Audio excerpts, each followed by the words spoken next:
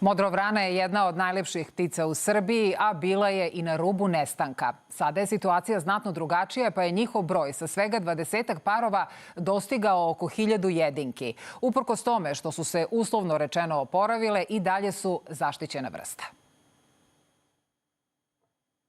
Modrovrana jedna je od najšarenijih i najlepših ptica u Srbiji.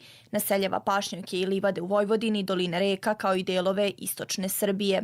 Povezana je sa stočarstvom, a hrani se pretežno insektima. Ona je bila zaista na rubu nestanka, sa negde 15 do 20 parova u Subotičko-Horgoškoj peščari pred 20 godina, 20-25 godina i od 1999. do 2000. smo i civilni sektor i državne institucije započeli zajednički program njenog oporavka koji je donao fantastične rezultate. Zaista sada već imam blizu 500 parova.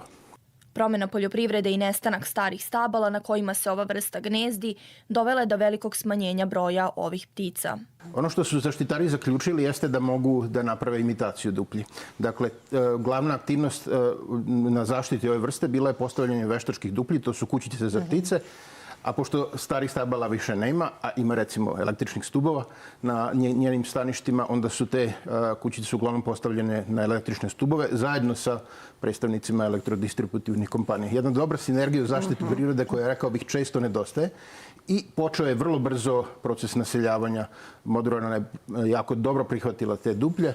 One se mogu i kontrolisati, budući da se mogu otklopiti i videti koliko one izvedu mladunaca, a onda je vrlo brzo i počelo i prstenovanje. Naši ornitolozi su nedavno sa mađarskim kolegama prstenovali ove ptice, jer je, kako kažu, svaki nalaz obeležene ptice naučni podatak i služi kako bi se bolje dizajnirale i usmerile mere zaštite.